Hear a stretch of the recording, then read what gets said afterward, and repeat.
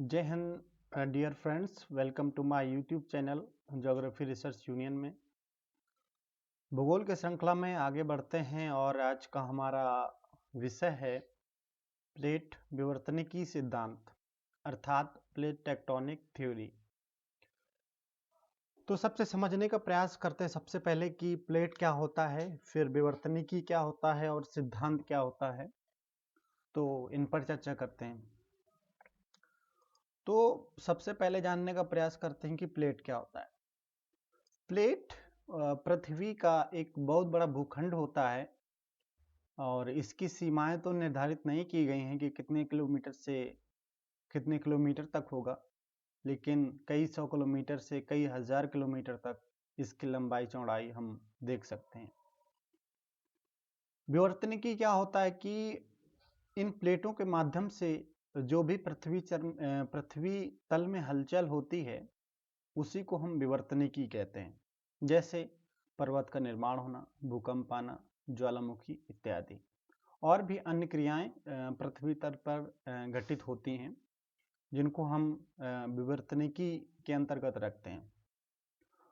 सिद्धांत इन्हीं को सिस्टमेटिक करने की एक प्रक्रिया है और कुछ नियम के आधार पर अगर वो चीज वहां लागू हो जाती है तो वो हमारा सिद्धांत होता है।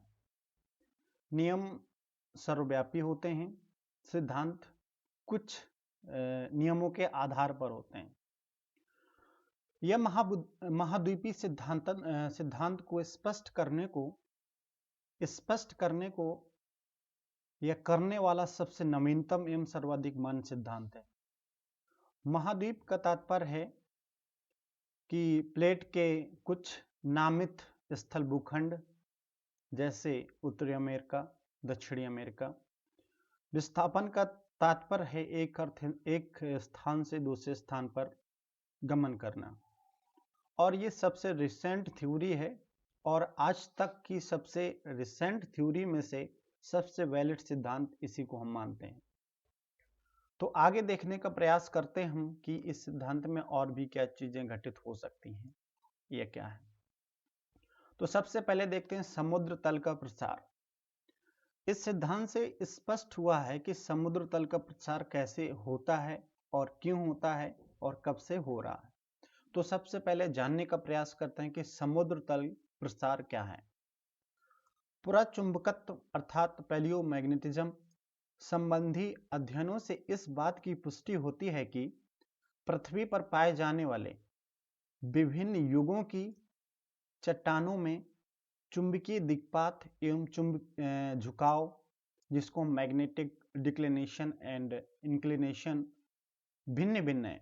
साथ ही विभिन्न महादेशों में एक ही भूवैज्ञानिक काल के लिए ध्रुवों की स्थिति भिन्न पाई गई है। इससे स्पष्ट निकलता है कि महाद्वीपों का विस्थापन हुआ है। पूरा चुंबकत्व समुद्र तल प्रसार की भी पुष्टि होती है। पूरा चुंबकत्व से समुद्र तल के प्रसार की भी पुष्टि होती है। तो यहाँ कुछ जो हमें कीवर्ड हैं उनको हमने हाईलाइट कर रखा है, तो उन कीवर्ड को समझने का प्रयास करते हैं कि वो क्या है। चुंबकीय दिक्पात से तात्पर्य यह है कि किसी स्थान विशेष पर वहां का चुंबकत्व देखते हैं और उसी लाइन पर दूसरे स्थान पर चुंबकत्व देखते हैं। अगर पृथ्वी में किसी प्रकार की कोई हलचल नहीं हुई है तो जैसे सिस्टमेटिक रूप से मैग्नेटिक एलिमेंट का अरेंजमेंट हुआ है तो वो सेम होना चाहिए था, लेकिन ऐसा नहीं है। सेम हुआ था लेकिन उनमें कुछ ना कुछ हेर फेर हुआ, एक स्थान से दूसरे स्थान चट्टाने गई। इस कारण से चुंबकीय दिक्पात देखने को मिलता है। मैग्नेटिक डिक्लिनेशन और इंक्लिनेशन भिन्न भिन्न पाया जाता है। समुद्र तल प्रसार की परिकल्पना का प्रतिपादन सर्वप्रथम हैरी हेस द्वारा 1960 ईस्वी में किया गया था। इसमें कई वैज्ञानिक हैं लेकिन हैरी हेस का प्रमुख योगदान माना जाता है।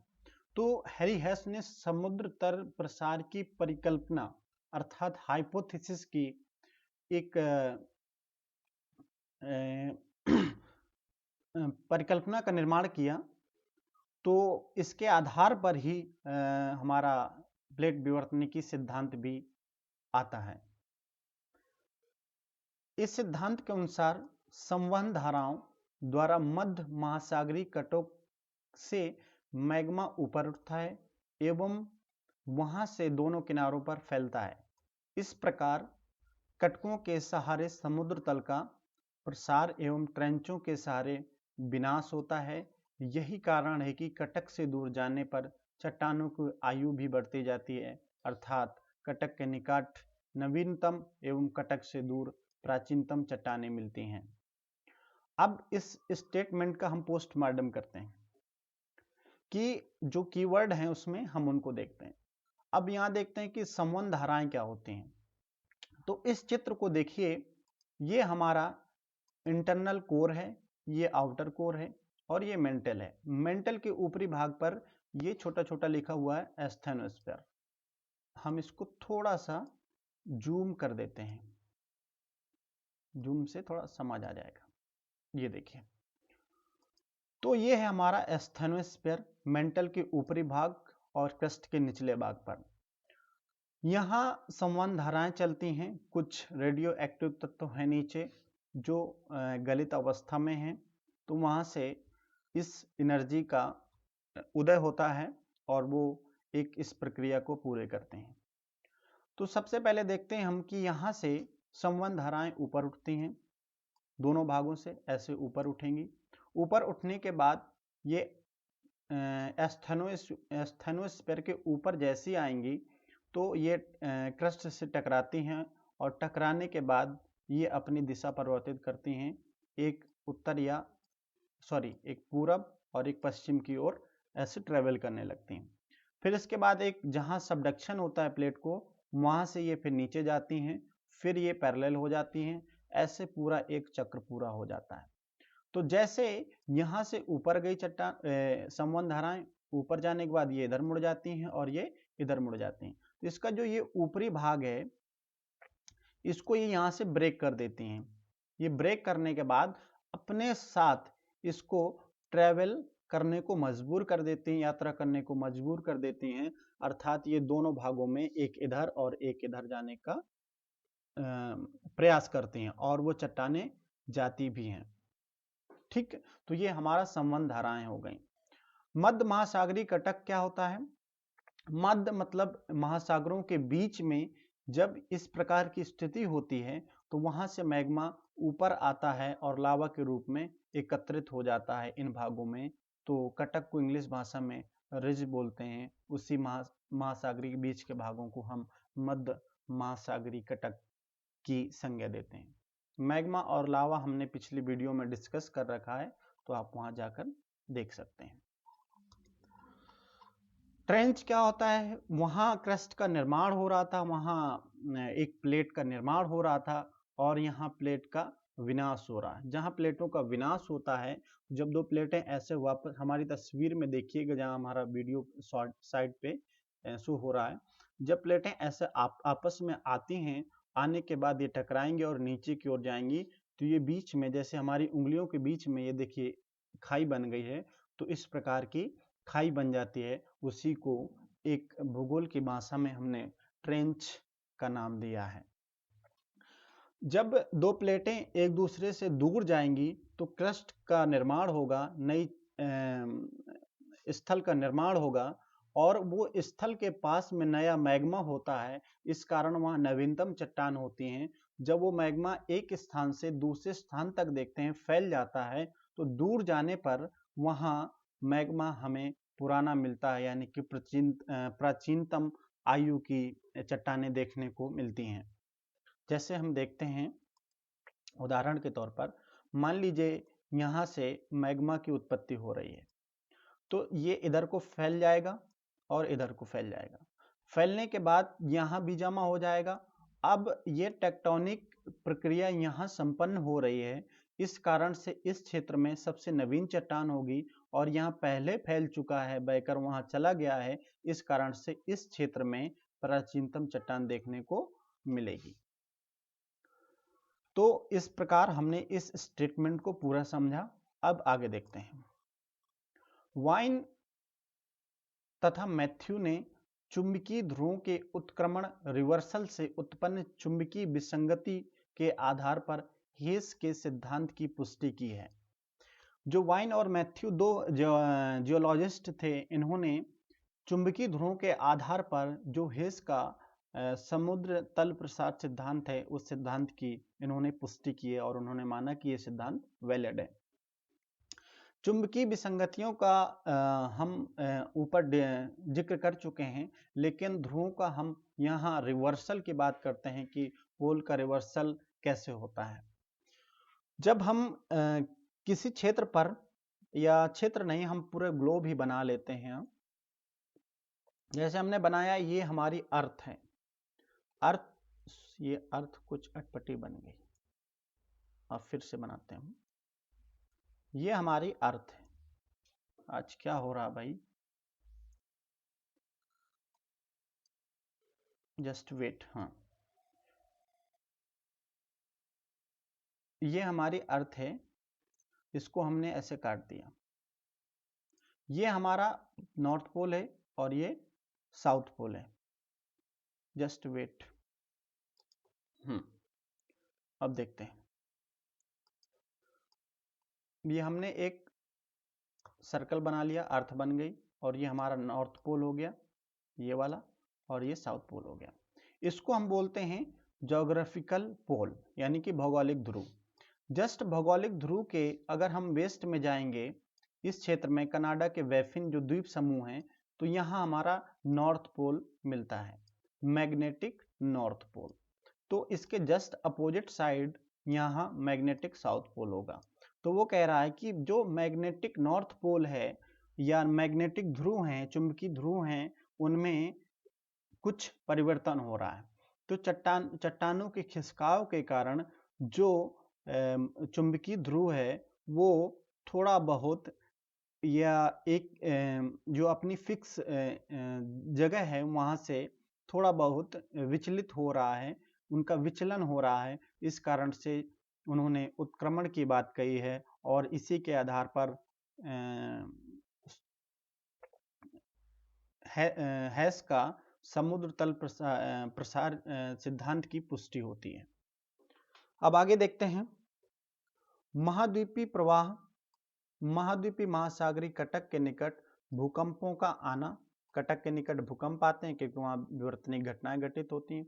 कटक पर तलछटों का अभाव, वहां तलछट नहीं मिलते क्योंकि नई चट्टान आती है, जिस कारण से कोई डिपोजिशन वहां नहीं हो पाता और नई चट्टानें ही मिलती हैं। मध्य अटलांटिक कटक पर ज्वालामुखी द्वीपों का पाया जाना। पूरे सागरीय तल पर तलछटों का पतला आवरण। समुद्र तल पर 1.3 करोड़ वर्ष से अधिक पुरानी चट्टानों की अनुपस्थिति आदि तथ्यों की व्याख्या हेरी के समुद्र तल प्रसार सिद्धांत द्वारा की जा सकती है। उन्होंने कहा कि 1.3 करोड़ वर्षों से अधिक वहां किसी प्रकार की चट्टानें नहीं मिलती हैं। इसका तात्पर्य है कि सब 1.3 करोड़ वर्ष से अभी की चट्टानें हैं। इस कारण से पुष्टि होती है कि यहाँ नई चट्टानों का निर्माण लगातार हो रहा है। अब देखते हैं प्लेट विवर्तनिकी सिद्धांत क्या है और इस पर चर्चा करते हैं। ये तो समुद्र तल प्रसार सिद्धांत परिकल्पना पर हमने बात की है, जो एक आउटलाइन बनाता है हमारा पूरा कि हमारा ये सिद्धांत कैसा है। तो देखते हैं कि पूरा चुंबकत्व अर्थात पैलियोमैग्नेटिज्म, सागर नितल प्रसरण, जिसको हम सी फ्लोर स्प्रेडिंग के प्रमाणों के आधार पर इस तथ्य की पुष्टि होती है कि महाद्वीपों का विस्थापन हुआ है।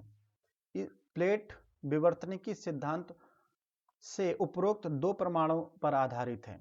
यह एक ऐसा सिद्धांत है जो महाद्वीपीय विस्थापन के साथ साथ भूपटल की रचना, भूकंप, ज्वालामुखी जैसे भूभौतिक क्रियाओं की व्याख्या करता है।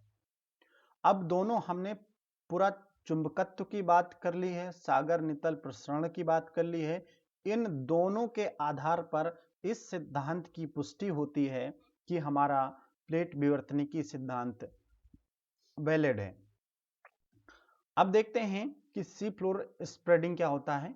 ये सेम चित्र है। वैसे हमें लगता है कि यहाँ बताने की आवश्यकता नहीं, क्योंकि हमने अभी सागर नितल प्रसरण में हमने बताया कि दो चट्टानें दूर जाते हैं। अगर समुद्री भाग में दो चट्टानें हैं तो इसका मतलब है कि वो अगर दूर जाएंगी तो समुद्र तल का प्रसार होगा, इस कारण से उसके नितल का भाग में नई चट्टानों का निर्माण होगा और समुद्र तल में वृद्धि होगी, इसीलिए उसको प्रसरण अर्थात स्प्रेडिंग का नाम दिया गया है। प्लेट शब्द का प्रयोग सर्वप्रथम कनाडा के भूगर्भ शास्त्री टूजो विल्सन, यहाँ टूजो शब्द नहीं लिखा, विल्सन शब्द लिखा गया है, तो टूजो विल्सन द्वारा किया गया है।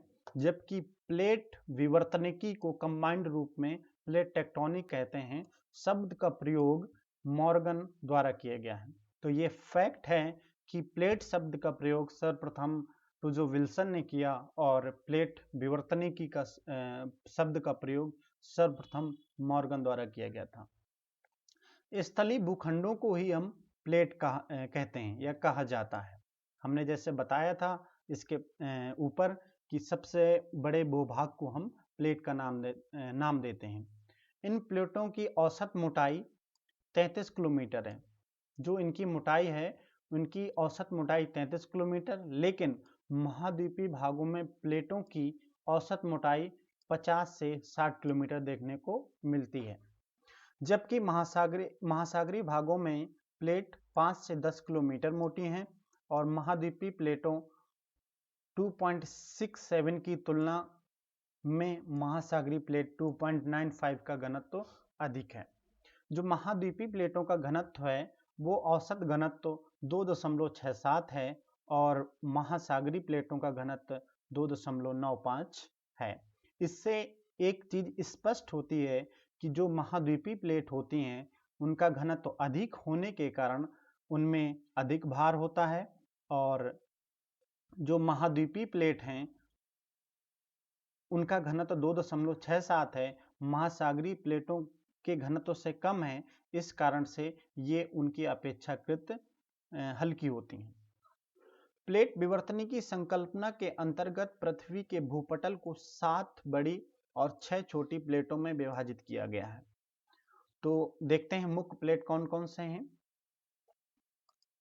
बड़ी प्लेटें हैं भारतीय प्लेट जिसको इंडियन प्लेट, दूसरी Pacific African plate, north American plate, south American plate, तो ये 5 हो गई और 2 और होंगी। यूरेशियन प्लेट एशिया और यूरोप को मिलाकर हम यूरेशिया बोलते हैं, और ये अंटार्कटिक प्लेट। तो ये हमारी 7 प्लेटें हो गई। तो हम चित्र के माध्यम से देख लेते हैं कि 7 प्लेट कौन सी हैं। पहली Pacific plate 1, north American plate 2, south American plate 3। इनकी ये बाउंड्री बनाई गई है कि यहाँ से नॉर्थ अमेरिका है इतना, ये प्लेट जो दिखाई गई हैं ये हमारी नॉर्थ अमेरिका पूरी है। ये तो 3 हो गई।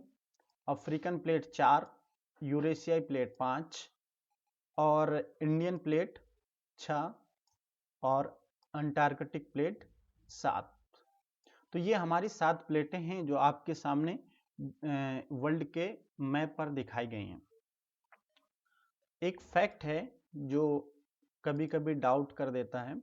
कुछ विद्वान उत्तरी अमेरिका और दक्षिणी अमेरिकन प्लेट को एक मानते हुए बड़ी प्लेटों की संख्या 6 मानते हैं। अब जैसे ये है हमारा उत्तरी अमेरिकन प्लेट ये वाली, और ये हमारी साउथ अमेरिकन प्लेट, तो उन्होंने इसको एक मान लिया है। तो उत्तरी दक्षिणी शब्द हटाने के बाद इस प्लेट को हम कह देते हैं ये पूरी कि एक प्लेट है, जिसको उन्होंने अमेरिकन शब्द यूज किया है, ये अमेरिकन प्लेट है। ठीक, तो इसमें कभी किसी से किसी प्रकार का आप बहस मत करिएगा कि 7 प्लेट हैं 6 प्लेट हैं।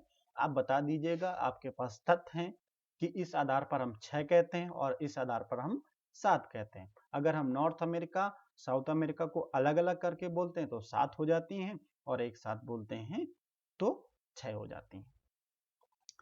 अब आगे देखते हैं, छोटी प्लेटों की संख्या देख लेते हैं। कुछ संख्या तो बहुत सारी छोटी प्लेटों की, लेकिन इनके 6 नाम हमने लिखे हैं। एक है Arabian plate, Caribbean plate, Scotia plate, नाजका plate. नाजका plate बहुत इंपॉर्टेंट है, ये इसका हमेशा नेट जा रहा असिस्टेंट प्रोफेसर पीजीटी में ये प्रश्न पूछता है नाजका प्लेट, कोकोस प्लेट और फिलीपींस प्लेट। ये हमारी माइनर प्लेटें हैं, तो इनको भी देख लेते हैं। ये हमारी है कोकोस प्लेट और ये हमारी नाजका प्लेट है। ये नाजका प्लेट की दिशा नेट जेआरएफ के प्रश्न पेपर में पूछा गया कि उसकी दिशा कौन सी है, तो उसकी दिशा इस दिशा में पूर्व की ओर वो यात्रा कर रही है। और ये है हमारी अरेबियन प्लेट, ये सोमाली प्लेट, नाम नहीं लिखा गया है, और ये फिलीपींस प्लेट और ये ऑस्ट्रेलियन प्लेट। तो ऐसी ये छोटी प्लेटें हमारी दिखाई गई हैं। ये कैरिबियन प्लेट। तो ये 6 प्लेटें हमने छोटी छोटी समझने के लिए हमने इनको लिख दिया है। आगे देखते हैं। अधिकांश प्लेट महासागरीय एवं महाद्वीपीय भूपटल दोनों द्वारा निर्मित होती हैं। उसका कहने का तात्पर्य है कि जो प्लेटें हैं वो उनका कुछ भाग महासागर में होता है, कुछ भाग महाद्वीप में होता है।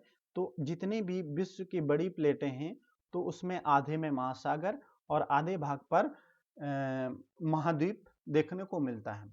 प्लेट विवर्तनिकी सिद्धांत का प्रतिपादन 1960 के दशक में किया गया। इस दिशा में प्रथम महत्वपूर्ण योगदान हैरी हेस का माना जाता है।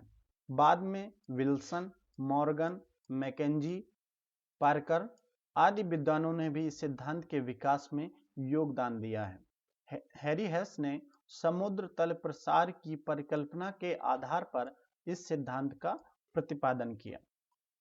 ठीक है, तो ये नाम है, पूछ लेता है कभी कभी कि इनमें किनका किनका योगदान नहीं है या है, ऐसे कुछ प्रश्न बना देगा, तो आप इनके नाम याद कर लीजिएगा, विल्सन, मॉर्गन, मैकेंजी और पार्कर। पृथ्वी एक दूसरे के संदर्भ में एवं पृथ्वी के घूर्णन अक्ष के संदर्भ में निरंतर गतिशील अवस्था में है। देखिए, पृथ्वी का घूर्णन अक्ष का तात्पर्य है कि अपने स्थान पर या अपने ध्रुव के माध्यम से अपने आप पर चक्कर काटना ही पृथ्वी का घूर्णन कहलाता है। उसी एक्सिस पर पृथ्वी घूमती है। इस गति के निम्नलिखित ये चित्र के माध्यम से दिखाए गए हैं कि एक्सिस क्या है पृथ्वी का घूर्णन। देखिए, ये ऐसे घूम रही है, ये एरो के माध्यम से आप समझ सकते हैं। जिसके सहारे खड़ी है, ये हमारा जहां इस समय ये दिख रहा है एरो, ये उसका एक्सिस हो जाता है, ये उसका एक्सिस है। तो इस एक्सिस के माध्यम से पृथ्वी घूमती है। निम्नलिखित कारण बताए गए हैं गतिशील अवस्था रहने के। कम घनत्व की चट्टानों से निर्मित होने के कारण प्लेट नीचे मेंटल में प्लास्टिक सतह पर तैर रही हैं। तो देखिए, जो एस्थेनोस्फीयर है वो लगभग प्लास्टिक अर्थात प्लाज्मा स्टेट में देखने को मिलता है। जो पदार्थ की 3 अवस्थाएं होती हैं, ठोस, द्रव और गैस, इससे एक हटके अवस्था होती है जिसको हम प्लाज्मा अवस्था कहते हैं अर्थात प्लाज्मा स्टेज कहते हैं। और ये एक ऐसी अवस्था है जब आप एक पारा जो होता है पेन के, जेल वाला पेन देखे होंगे, उसके ऊपरी भाग में रिफिल में ऊपर भरा होता है कि रिफिल बैक स्याही बैक ना करे, वो एक प्लाज्मा स्टेट होती है। तो उसी अवस्था में एस्थेनोस्फीयर पाया जाता है। तो उन्होंने बताया है कि ये जो हमारा ऊपरी भाग है जिस पर हम रेड को हम सर्कल कर रहे हैं, तो ये हमारा एस्थेनोस्फीयर है। इसी एस्थेनोस्फीयर के ऊपर हमारी कम घनत्व की चट्टानें निर्मित हुई हैं और इसी पर वो तैरती रहती हैं। आगे देखते हैं। कुछ विद्वान के अनुसार प्लेट कटकों, ट्रेंचों के बीच गुरुत्वाकर्षण के प्रभाव से खिसकती हैं। जैसे मान लीजिए ये रिज का निर्माण करेगी और यहाँ ट्रेंच का निर्माण करेगी। जहां चट्टान एक दूसरे के विपरीत दिशा में जाती हैं वहां कटक का निर्माण होता है। जहां चट्टानें एक दूसरे के पास आती हैं और पास आने के बाद नीचे की ओर गमन करने लगती हैं तो वहां ट्रेंच का निर्माण होता है। और जहां चट्टानें दूर जाती हैं वहां रिज का निर्माण होता है। ठीक। एक अन्य मान्यता यह है कि कटकों पर मैग्मा के निरंतर प्रवाह के कारण प्लेटों में खिसकाव होता है। ये भी सही बात है, ये मान्यता है, आप भी मान लीजिए, इसमें कोई प्रॉब्लम नहीं है। होम्स के संवहन तरंग सिद्धांत के आधार पर भी प्लेटों की गति की व्याख्या होती है। ये संवहन तरंगे हैं, ये ऊपर की ओर जाती हैं ये तरंगे हैं जो एरो के माध्यम से दिखाई गई हैं। तो ये होम्स का संवहन तरंग सिद्धांत है। ये पूछा भी जाता है कि संवहन तरंग सिद्धांत किसने प्रतिपादित किया था, तो आर्थर होम्स का है। तो ये हमारा इससे हमारी इस सिद्धांत की पुष्टि भी होती है। भूगर्भ में दबाव एवं रेडियो एक्टिविटी के कारण काफी अधिक ताप उत्पन्न होता है, जिसके परिणाम स्वरूप संवहन तरंगों की उत्पत्ति होती है।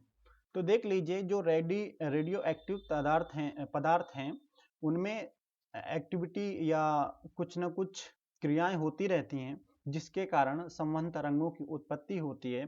तो सबसे पहले देख लीजिए कि इनसे क्या क्या रिलीज होता है। जैसे जब इनमें एक्टिविटी होगी तो बीटा रेडिएशन होता है, जो हाई एनर्जी इलेक्शन है, ये सबसे ज़्यादा इसमें हाई एनर्जी होती है, तो बीटा रेडिएशन होता है। इसके बाद गामा रेडिएशन भी देखने को मिलता है। ये गामा जो है हाई एनर्जी इलेक्ट्रोमैग्नेटिक फोटॉन के रूप में एनर्जी रिड्यूस होती है। और इसके बाद अल्फा रेडिएशन होता है, जिससे 2 प्रोटॉन एंड 2 न्यूट्रॉन शामिल होते हैं, जिसमें इस प्रकार की क्रिया देखते हैं, उसको हम अल्फा रेडिएशन कहते हैं। अल्फा रेडिएशन कहते हैं। तो अल्फा, बीटा और गामा 3 प्रकार के रेडिएशन रेडियो एक्टिव पदार्थों से देखने को मिलते हैं। ये पृथ्वी के गलित जो अवस्था में चट्टानें हैं, तो वहां इस प्रकार की क्रिया होती है। प्लेटों की इस गति के कारण प्लेटों के सीमांत क्षेत्रों में भूकंप, ज्वालामुखी पर्वत निर्माण जैसी विवर्तनिकी क्रियाएं होती हैं। गति के कारण प्लेटों के सीमांत मतलब प्लेटों के किनारे भाग को हम सीमांत कहते हैं। उन्हीं किनारों भागों के माध्यम से भूकंप और ज्वालामुखी और पर्वत निर्माण की प्रक्रिया संपन्न होती है। प्लेट सीमांत या प्लेट किनारा 3 प्रकार के होते हैं। उनको देखते हैं कौन कौन से प्रकार हैं।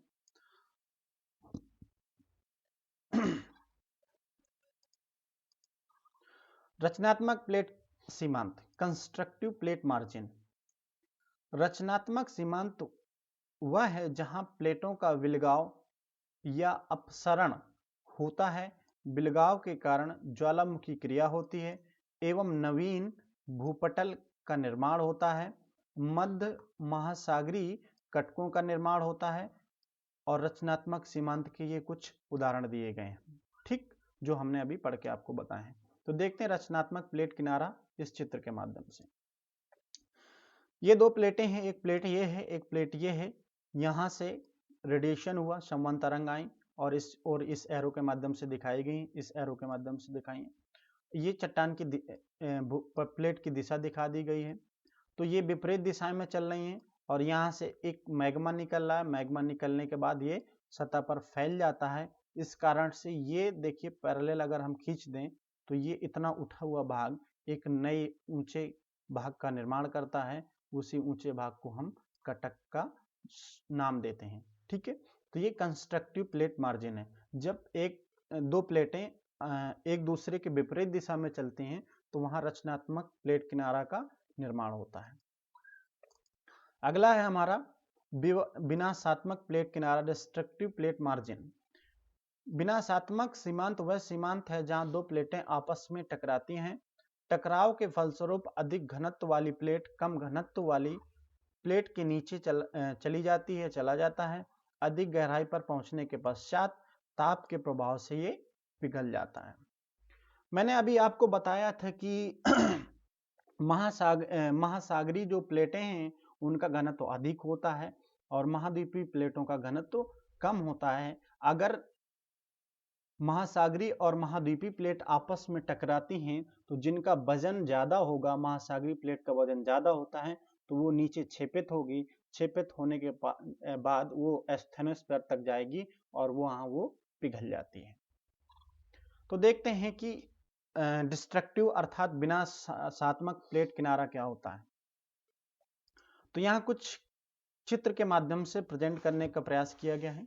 ये हमारा ब्लू कलर का है, ये समुद्री प्लेट है और ये हमारी महाद्वीपीय प्लेट है। तो देखिए इसमें कौन नीचे गई है, इस एरो के माध्यम से यहाँ प्रदर्शित करने का प्रयास किया गया है कि ये प्लेट नीचे जा रही है। नीचे जाने के बाद ये रेड कलर का एस्थेनोस्फीयर है और यहाँ ये मैग्मा चैम्बर अर्थात ये जो ज्वालामुखी का निर्माण हुआ है, तो यहाँ ये मेल्ट हो गई। मेल्ट होने के बाद ये ऊपर को ऐसे आ गई है। आने के बाद यहाँ ये ज्वालामुखी का निर्माण कर रही है और इससे हमारे ज्वालामुखी का निर्माण होता है। ठीक, तो ज्वालामुखी के चैप्टर में हमने समझाने का प्रयास किया है कि ज्वालामुखी की उत्पत्ति कैसे होती है। तो ये हमारा विनाशात्मक प्लेट किनारा है। आगे देखते हैं संरक्षक प्लेट किनारा या प्लेट सीमांत। Convergent plate margin. Convergent plate margin क्या होता है? कंजर्वेटिव, सॉरी, कन्वर्जेंट भी बोलते हैं और कंजर्वेटिव भी बोलते हैं। संरक्षक सीमांत के सहारे न तो नवीन धरातल का निर्माण होता है और न ही विनाश होता है। इसमें दो नाराज चट्टानें जो आपस में उनका कभी बहस हुई थी, लेकिन उनका इस प्रकार का स्वभाव हो गया है कि जैसे परिवार में दो व्यक्ति होते हैं, उनका किसी बात पर बहस हो जाती है, फिर उनमें बोलचाल नहीं होता है, वो अगल बगल से निकल जाएंगे, एक दूसरे को देख लेंगे, लेकिन वो आपस में बात नहीं करते हैं। अर्थात कहने का तात्पर्य है कि जब दो चट्टानें एक दूसरे के पैरेलल चलती हैं तो ना वो किसी प्रकार की वहां क्रिया करती हैं, आपस में रगड़ कर चलती रहती हैं, न ही वहां प्लेट का निर्माण होता है, न ही विनाश होता है। तो वो इस प्रकार की नाराजगी की अवस्था में चलती है। इस सीमांत के सहारे दो प्लेट आपस में रगड़ खाती हैं, फलस्वरूप ट्रांस करंट भ्रंश का निर्माण होता है और प्लेट के घर्षण के कारण इन क्षेत्रों में भूकंप उत्पन्न हो जाते हैं। जैसे उदाहरण के तौर पर हम देख सकते हैं सैन एंड्रियास भ्रंश कैलिफोर्निया एक ट्रांस करंट भ्रंश है। याद रखिएगा, ये सैन एंड्रियास भ्रंश को हमेशा प्रश्न पूछा गया है। इसका प्रश्न नेट जेआरएफ में भी पूछा जाता है। ये पूछा गया प्रश्न है, तो इसको याद रखिएगा कि ये एक ट्रांस करंट भ्रंश का उदाहरण है। तो इसमें देख लीजिए कि एक चट्टान इधर को आ रही है और एक चट्टान इसके विपरीत दिशा में जा रही है, उस साइड को जा रही है। मान लीजिए ये दिशा नॉर्थ है तो ये साउथ है। ठीक, तो ये पैरेलल ऐसे चलती हैं। इसमें यहाँ इस क्षेत्रों में रगड़ के कारण यहाँ ये रगड़ हो रही है, इस कारण से यहाँ ज्वालामुखी क्रिया नहीं होती है और भूकंप के झटके यहाँ महसूस होते हैं। ठीक है, तो ये तीन प्लेट मार्जिन हमने समझ लिया। अब देखते हैं प्लेट टेक्टोनिक्स एवं पर्वत निर्माण। Plate tectonics and mountain building. मोरदार पर्वतों का निर्माण अभिसरण सीमा कन्वर्जेंट बाउंड्री के क्षेत्र में होता है। प्लेटों के अभिसरण की तीन स्थितियां पाई जाती हैं। इसके कहने का तात्पर्य यह है कि जहां पर्वत का निर्माण होता है वहां दो चट्टानें आपस में आकर मिलती हैं और एक नीचे चली जाती है और एक ऊपर उठने का प्रयास करती है। जो ये उठी हुई प्लेट होती है तो ये पर्वत का निर्माण कर लेती है और पर्वतीय भागों के गिरिपाद पर ज्वालामुखी क्रियाएं देखने को मिलती हैं।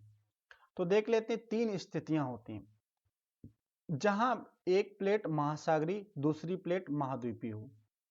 कॉन्टिनेंटल ओशन इंक्लाइजन की बात करते हैं तो देख लीजिए इस चित्र में दिखाया गया है कि एक प्लेट महाद्वीपीय और एक महासागरीय। तो ये ब्लू कलर की जो प्लेट दिखाई गई है, ये हमारी है महासागरीय और ये वाली प्लेट हमारी महाद्वीपीय प्लेट है। तो इसके माध्यम से देखिए जल भी नीचे की ओर जाएगा। जब नीचे जल जाएगा तो स्वाभाविक है कि नीचे मेल्ट करेगी चट्टान। जब मेल्ट करेगी तो जलवाष्प बनेगी। जब जलवाष्प बनेगी तो वो जलवाष्प निकलने का प्रयास करेगी और जहां से कमजोर सतह मिल जाएगी उसको फोड़कर वह ऊपर आ जाएगी और ऐसी स्थिति में ज्वालामुखी का निर्माण होता है। तो यहाँ भी ज्वालामुखी की हम बात नहीं करेंगे, हम पर्वत के निर्माण की बात कर रहे हैं। तो जो लिथोस्फीयर होता है, स्थल मंडल होता है, दोनों ये ओशियानिक क्रस्ट है और ये कॉन्टिनेंटल क्रस्ट है। ये देखिए एक दूसरे के पास आ रही हैं। पास आने के बाद हमने पहले भी चर्चा की है कि ओशियानिक क्रस्ट का घनत्व तो अधिक है, इस कारण से वो नीचे की ओर जा रही है, वजन ज़्यादा है, और जो कॉन्टिनेंटल क्रस्ट है वो ऊपर की ओर जा रही है। इसलिए देखिए ये ऊपरी भाग यहाँ उठ गया है, इसी को हम पर्वत का नाम देते हैं। ठीक है। एक दूसरी कंडीशन है जहां दोनों ही प्लेट महाद्वीपीय हों। अब समस्या यहां उत्पन्न हो जाएगी कि दोनों ही प्लेट महाद्वीपीय होंगी तो कौन प्लेट नीचे जाएगी और कौन प्लेट ऊपर आएगी। जैसे मान लीजिए ये महाद्वीपी, ये प्लेट महाद्वीपी आपस में आ रही हैं, टकराई, अब दोनों महाद्वीपी हैं तो घनत्व समान होगा। तो यहाँ बड़ी विकट समस्या उत्पन्न हो जाती है, इनमें दोनों में झगड़ा होता है, वो कहती तुम नीचे जाओ, वो कहती है तुम नीचे जाओ, तो दोनों नहीं जाती हैं। तो एक कंडीशन दोनों में आपस में हो जाती है, कहते हैं कि जिसकी गति अधिक होगी वो प्लेट नीचे जाएगी। तो जिस प्लेट की गति अधिक होगी, दोनों महाद्वीपी होंगी, तो वो प्लेट नीचे जाएगी। तो इस नियम के आधार पर दोनों महाद्वीपीय प्लेटों के बीच समझौता हुआ है। तो इस कॉन्टिनेंटल क्रस्ट और ये कॉन्टिनेंटल दोनों कॉन्टिनेंटल क्रस्ट हैं, ये भी कॉन्टिनेंटल क्रस्ट है। तो देखिए आपस में टकराई, इसका मतलब इसकी गति अधिक होगी, इसलिए नीचे चली गई। नीचे जाने के बाद ये वाली ऊपर उठी और ये देखिए छोटे छोटे पर्वतों का निर्माण देखने को मिल रहा है। तो ये माउंटेन रेंज बन गई और इसके नीचे वाले भाग को हम पठार का निर्माण के रूप में देख सकते हैं। जब दोनों प्लेट महासागरीय हों, अब फिर समस्या हो जाएगी कि जैसे उनमें झगड़ा हुआ था महाद्वीपीय प्लेटों में, ऐसे महासागरीय प्लेटों में झगड़ा हुआ कि भाई ये बताओ, जब दोनों का घनत्व तो समान है तो अब नीचे कौन जाएगा। तो फिर वही बात आ गई कि जिसकी गति तेज होगी वो नीचे जाएगी, जिसकी गति कम होगी वो ऊपर उठेगी। तो इस प्रकार की स्थिति अगर उत्पन्न होती है तो गति के आधार पर प्लेटें अपना एडजस्टमेंट कर लेती हैं, एक नीचे चली जाती है और एक ऊपर चली जाती है।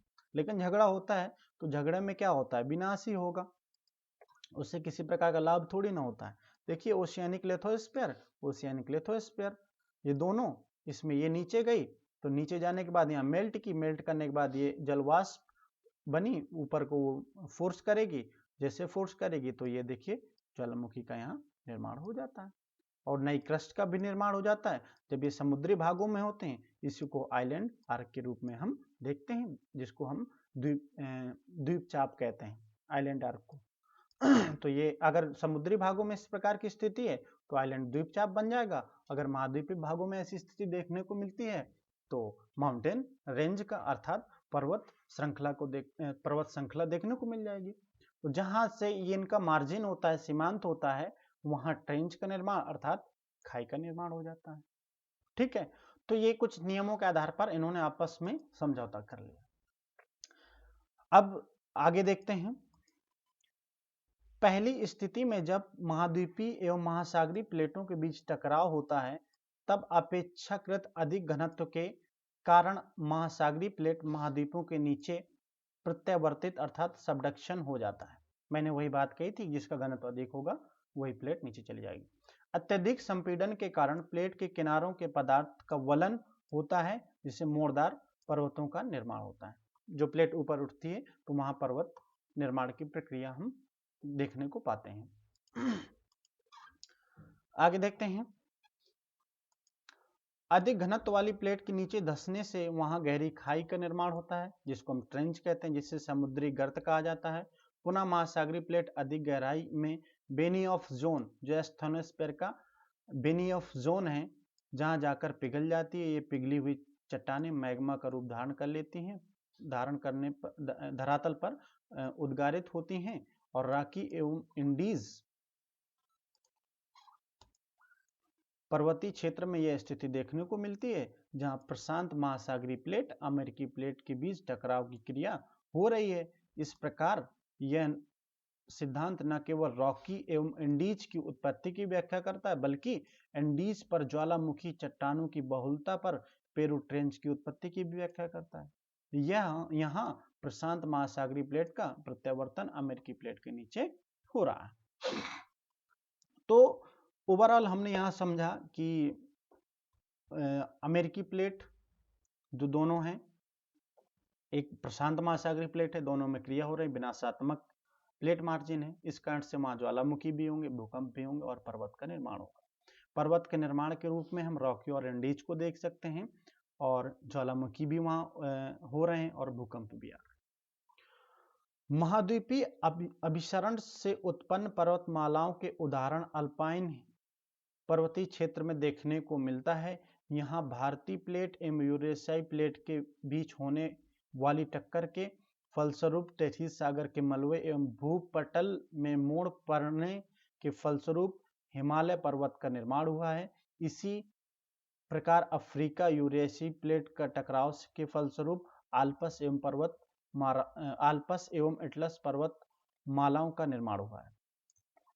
तो इस स्टेटमेंट से हम समझ सकते हैं कि हिमालय की उत्पत्ति के बारे में बताया गया है कि सबसे पहले वहां एक टेथी सागर हुआ करता था। देखिए हम इनको चित्र के माध्यम से समझाने का प्रयास करते हैं। ये कोई हमारी यहाँ की ऊपरी वाली भाग की ये हमारी यूरेशियाई प्लेट है। यूरोप और एशिया को मिलाकर हम यूरेशिया बोलते हैं। ये टेथीस सागर है। यहाँ से इंडियन प्लेट आई, ये इंडियन प्लेट आने के बाद टकराई, टकराने के बाद इसका जो मलबा होगा नदियों द्वारा डिपोजिशन किया गया यहाँ, तो जाने के बाद ये उसको फोर्स करेगी। जैसे फोर्स करेगी तो इसमें इस प्रकार के वलन पड़ जाएंगे। जैसे वलन पड़ेंगे, इन्हीं वलन को बड़े अपनी भौगोलिक भाषा में हम पर्वत श्रृंखला बोल देते हैं। ठीक। हिमालय क्षेत्र में ज्वालामुखी के प्रमाण नहीं मिलते हैं। अब यहाँ एक बड़ी मिथ्या है कि जहाँ प्लेट का विनाश होता है तो वहाँ ज्वालामुखी क्रियाएं उत्पन्न होती हैं, लेकिन यहाँ ऐसी स्थिति देखने को नहीं मिलती है। इसका मतलब यह है कि यहाँ कुछ अन्य कंडीशन हो सकती हैं। जैसे यह तो प्लेट नीचे क्षेपित नहीं हो रही होगी। कहने का मतलब है कि कोई प्लेट, जैसे दो प्लेटें हैं, ये आई, एक नीचे गई, ये नीचे जा रही है, तो ये इतने नीचे नहीं गई होगी कि जहां ये मेल्ट हो जाए। अगर ये मेल्ट हो जाती तो स्वाभाविक है कि ज्वालामुखी क्रिया होती वहां। तो इसका मतलब है कि ये इतने नीचे गई है कि इसके नीचे हो गई और ऐसे पैरेलल ये क्षेपित होने के बाद ऐसे चलने लगी। तो इस स्थिति में जब वो चट्टान गलेगी ही नहीं तो ज्वालामुखी कैसे उत्पन्न हो जाएगा? तो यही देखो यहाँ बात की गई होगी। इन दो कारणों से, इन दो कारण का पहला कारण यह है कि भारतीय प्लेट का प्रत्यावर्तन काफी कम गहराई तक हुआ है, तथा दूसरा कारण यह है कि पर्वतीय क्षेत्रों की ऊंचाई काफी अधिक है। अगर ये नीचे नहीं गई है, इसका मतलब है कि उसके पैरेलल चल रही है। इसी कारण से यहाँ पर्वतों का निर्माण अधिक ऊंचा देखा गया है। अगर वो नीचे जाती तो ज्वालामुखी भी होती, इस कारण से यहाँ ज्वालामुखी नहीं है। तीसरी स्थिति में दोनों प्लेटें महासागरीय होती हैं तो टकराव के फलस्वरूप प्लेट का अग्रभाग दूसरी प्लेट के नीचे प्रत्यावर्तित हो जाता है। इससे उत्पन्न संपीड़न द्वारा द्वीपीय तोरण अर्थात द्वीपीय चाप, आइलैंड आर्क, फेस्टोन्स एवं आइलैंड आर्क के पर्वतों का निर्माण होता है। इस प्रकार की स्थिति का उदाहरण जापान द्वीप है। जापान द्वीप एक आइलैंड आर्क है, उसकी स्थिति ऐसी है।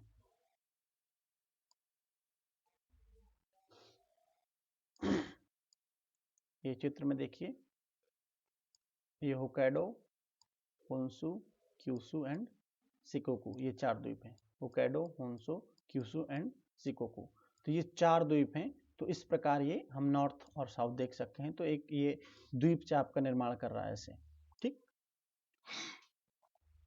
महाद्वीपों एवं चापाकार द्वीप समूहों के बीच छिछले सागर मिलते हैं, जिन्हें पृष्ठचाप बेसिन, बैक आर्क बेसिन कहा जाता है। जापान सागर पृष्ठचाप बेसिन का उदाहरण है। ये फैक्ट है, आप इनको याद कर लीजिएगा। प्रत्येक चाप के महासागरीय किनारों की तरफ गहरे ट्रंच पाए जाते हैं। साथ ही प्रत्यवर्ती प्लेट के अधिकांश गहराई में जाकर पिघलने के कारण ज्वालामुखी क्रियाएं होती हैं एवं ज्वालामुखी पर्वतों का निर्माण होता है। द्वीप चाप है, इस कारण से जापान क्षेत्रों में जैसे कोटापैक्सी ज्वालामुखी, और वहां अक्सर दिन में 2-3-4 बार भूकंप आ जाता है। जापान में कुछ ऐसी स्थिति आज भी वहां है। इसका मतलब वहां प्लेट विवर्तन की क्रिया आज भी क्रियाशील है। अब देखते हैं आगे भूकंप एवं ज्वालामुखी क्षेत्रों का वितरण एवं प्लेट विवर्तन की। विश्व के अधिकांश भूकंप एवं ज्वालामुखी संकीर्ण, सुनिश्चित एवं अर्ध अविच्छिन्न सेमी कॉन्टिन्यूअस प्लेट में पाए जाते हैं। ये पेटियां मुख्य रूप से प्लेट सीमाओं में केंद्रित हैं। यही कारण है कि प्लेटों के सीमांकन में भूकंपी पेटियों का सहारा लिया जाता है। तो हमने अभी तक देखा कि भूकंप और ज्वालामुखी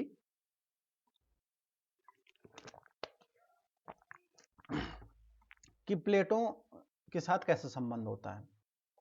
संसार में भूकंप का वितरण महासागरीय कटकों, ओशियानिक रिज, द्वीपीय चाप एवं ट्रेंच, द्वीपीय तोरण, आइलैंड आर्क एंड फेस्टोन क्षेत्रों में नवीन पर्वतों की पेटियों एवं प्रमुख विभंग क्षेत्रों तक ही सीमित हैं। ये सभी प्लेट की सीमा पर स्थित हैं। तो जितने भी भूकंप अभी तक, भूकंप और ज्वालामुखी दो क्रियाएं जहां भी घटित हो रही हैं, वहां अक्सर प्लेट विनाशात्मक प्लेट किनारा अर्थात जहां सीमांत प्लेटें हैं, जहां प्लेटों का सीमांत है, उन क्षेत्रों पर ही ये क्रियाएं घटित हो रहे हैं। जब महासागरीय कटकों पर छिछले भूकंप आते हैं, अधिक गहराई में स्थित उत्पत्ति केंद्र वाले भूकंप मुख्यतः समुद्र टेंचों तक ही सीमित रहते हैं। ठीक है। प्रत्यावर्तित प्लेट के क्षेत्र में तिरछे झुके हुए भूकंप उत्पत्ति क्षेत्र बेनी ऑफ जोन कहलाते हैं। इसका पता सर्वप्रथम भूगोलवेत्ता ह्यूगो बेनी ऑफ जोन ने लगाया था। इस प्रकार अधिकांश भूकंपीय क्रियाएं रचनात्मक, विनाशात्मक एवं संरक्षक सीमांत के सहारे ही होती हैं। तो भूकंप तीनों प्लेट सीमांत के सहारे हो जाती हैं, लेकिन ज्वालामुखी दो प्लेट सीमांत के सहारे होता है, रचनात्मक और विनाशात्मक। रचनात्मक में दरारी उद्भेदन होता है और इसमें केंद्रीय उद्गार होता है विनाशात्मक में। रचनात्मक प्लेट सीमांत क्षेत्र में प्लेटों के विपरीत दिशा में गतिशील होने के कारण दरारों के माध्यम से मैग्मा निकलता है। क्योंकि मैग्मा के ऊपर उठने की गति धीमी होती है, अतः भूकंप साधारण एवं कम गहराई वाले होते हैं, जैसे मध्य महासागरीय कटक क्षेत्र। विनाशात्मक प्लेट के सारे प्लेटों के आपसी टकराव, प्रत्यावर्तित भाग में रगड़ एवं ज्वालामुखी क्रिया के कारण तीव्र अधिक गहराई वाले भूकंप आते हैं, जैसे परिप्रशांतीय मेखला। संरक्षक सीमांत के क्षेत्र में प्लेट के बीच घर्षण की क्रिया के फलस्वरूप तीव्र भूकंप आते हैं, जैसे कैलिफोर्निया का सैन एंड्रियास भूकंप। ये एक ट्रांसकरेंट भूकंप। विश्व में लगभग 15% ज्वालामुखी रचनात्मक प्लेट किनारे के सहारे एवं 80% ज्वालामुखी प्लेट विनाशात्मक किनारे के सहारे पाए जाते हैं। महासागरीय ज्वालामुखी में बेसाल्ट चट्टानें मिलती हैं, जबकि महाद्वीपीय ज्वालामुखी में एंडीसाइट चट्टानें मिलती हैं। इस प्रकार रचनात्मक प्लेट सीमांत महासागरीय कटक पर बेसाल्ट चट्टानें मिलती हैं, जबकि विनाशी प्लेट सीमांत क्षेत्र में एंडीसाइट चट्टानें मिलती हैं। एंडीसाइट के सभी लक्षण बेसाल्ट एवं ग्रेनाइट के बीच होते हैं। तो ये हमने कुछ चट्टानों के बारे में भी जाना। अब इस सिद्धांत की आलोचना भी कुछ आधारों पर की जाती है, तो उसको समझने का प्रयास करते हैं। कभी कभी एक प्लेट के दो दिशाओं में एक साथ स्थानांतरण के प्रमाण मिलते हैं, जैसे एक प्लेट ये है और एक प्लेट ये है, ये भी ऐसे चल रही है और ये भी ऐसे चल रही है। तो अभी हमने ऐसी स्थिति कहीं नहीं बताई कि दोनों प्लेटें या तो उत्तर उत्तर चल रही हैं, या तो दक्षिण दक्षिण चल रही हैं, या तो पूरब पूरब चल रही हैं, तो पश्चिम पश्चिम चल रहे हैं। ऐसे प्रमाण अभी तक हमने कहीं नहीं बताया, लेकिन कह रहा कि कहीं कहीं ऐसे प्रमाण देखने को मिलते हैं। तो इस फैक्ट की ये पुष्टि नहीं कर पाता सिद्धांत। यह सिद्धांत इस बात को बतलाने में असमर्थ है कि जहां प्रसार सभी महासागरों में होता है, वहां प्रत्यावर्तन मुख्यतः प्रशांत महासागर तट तक ही क्यों सीमित है। ये भी सही बात है। आगे देखते हैं। इस सिद्धांत द्वारा कैलिडोनियन एवं हर्सिनियन काल के पर्वत, जैसे ऑस्ट्रेलिया का ईस्टर्न हाईलैंड, दक्षिण अफ्रीका का ड्रैकेंसबर्ग, ब्राजील का सियरा डेलमार आदि की उत्पत्ति की व्याख्या नहीं होती है। तो ये फैक्ट याद रखिएगा। अमेरिकी प्लेट के पश्चिम की ओर गतिशील होने के कारण अटलांटिक महासागर फैल रहा है, जबकि प्रशांत महासागर संकुचित हो रहा है। तो ओवरऑल हमने पूरा प्लेट विवर्तनिकी सिद्धांत समझा। कहीं कहीं हमने इन चीजों का भी जिक्र किया जो इसमें भी लिखा हुआ नहीं था। तो आशा करता हूं ये आपको वीडियो पसंद आएगा। अगर पसंद आए तो लाइक जरूर करिएगा, कमेंट करिएगा और बताइएगा यहाँ अभी सुधार करने की आवश्यकता है। मैंने अपना 100% देने का प्रयास किया है और आपको बहुत ही इजी लैंग्वेज में समझाने का प्रयास किया है। और वीडियो काफ़ी लंबा हो गया, लेकिन टॉपिक ही इतना लंबा था, इससे आपके ज्वालामुखी, भूकंप, पर्वत निर्माण, चट्टानें इत्यादि के बारे में सारी जानकारी मिल गई होगी। So thank you for watching and like, comment, और एक हम्बल रिक्वेस्ट है कि चैनल को मेरे सब्सक्राइब जरूर करिएगा। So thank you.